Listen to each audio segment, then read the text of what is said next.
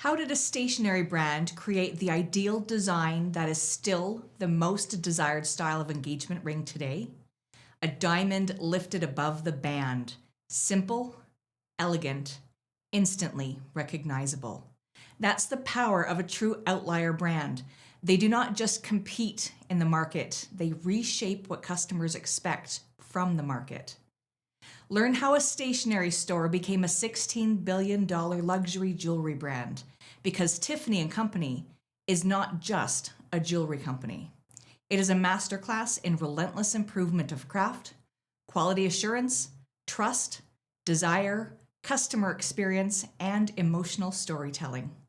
Tiffany Company is one of the most iconic luxury brands in the world, not simply because it sells fine jewelry, but because it transformed jewelry into a symbol of love, status, and aspiration. The company, then named Tiffany & Young, was founded in 1837 in New York City by Charles Louis Tiffany and John B. Young. It operated as a fancy goods emporium. Its earliest merchandise was elegant, everyday objects for people with taste. They sold products such as stationery, glassware, and clocks.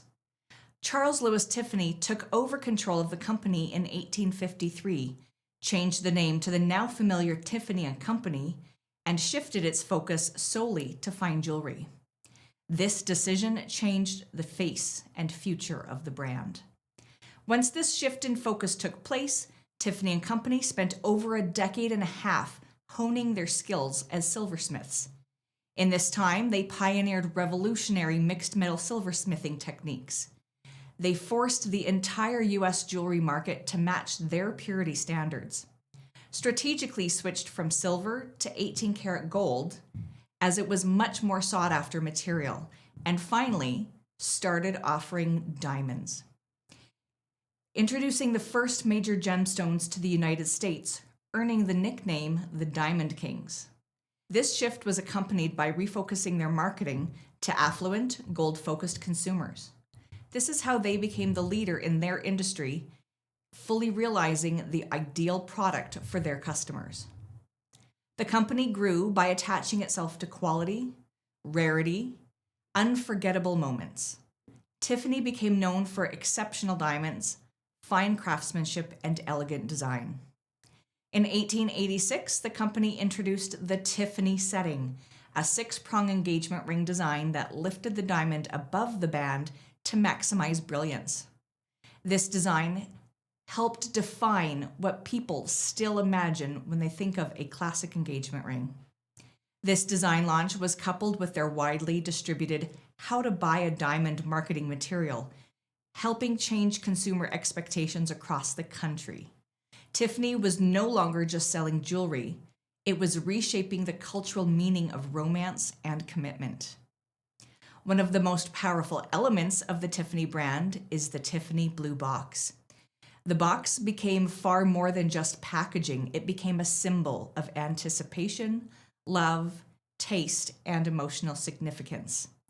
Before the customer even sees the jewelry inside, the box communicates that this moment matters.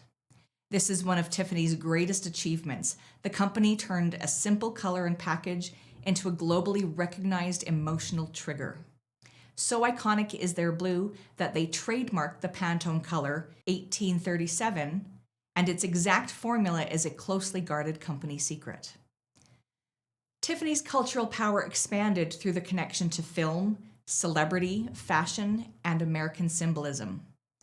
The 1961 film Breakfast at Tiffany's, starring Audrey Hepburn as Holly Golightly, made the Fifth Avenue flagship store a symbol of glamour and aspiration.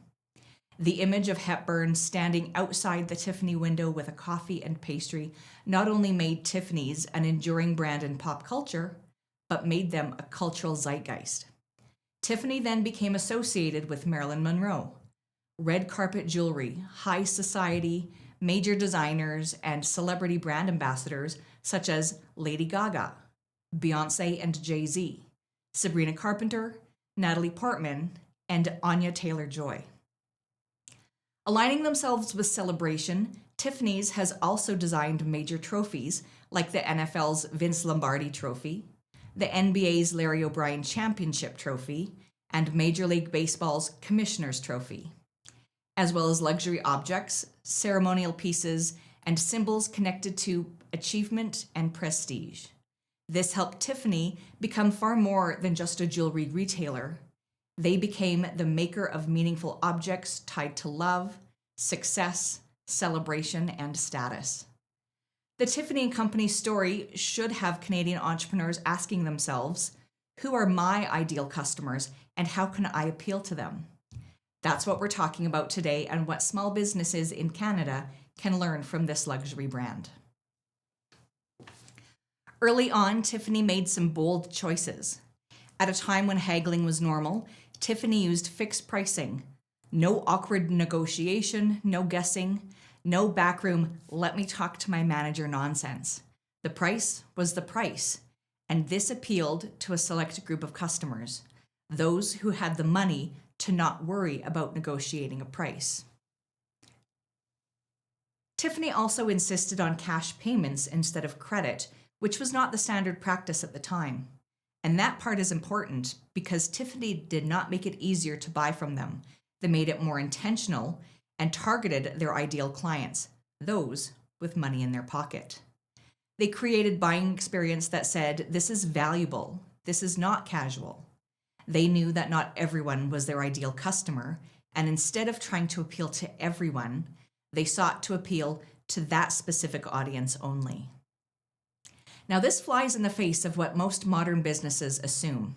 Sell to everyone, price your products or services so low that anyone can buy, automate everything, make everything instant, remove every bit of friction, let people book, buy, click, cancel, reschedule, and check out with ever speaking to a human.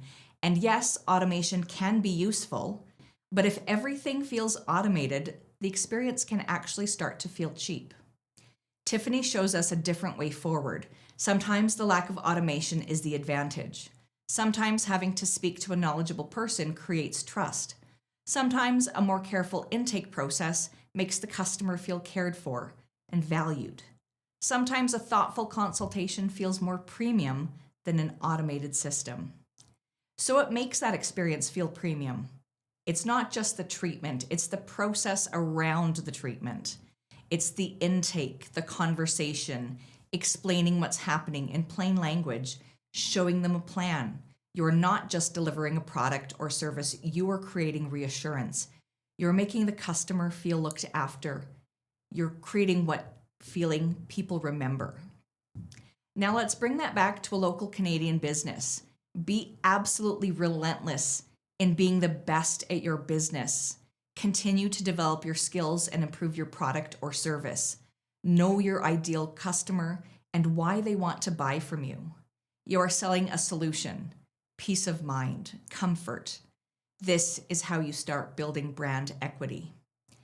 Tiffany had the Tiffany setting, created from years of unrelentingly honing their craft to perfection, then understanding their ideal customer and how to appeal specifically to them.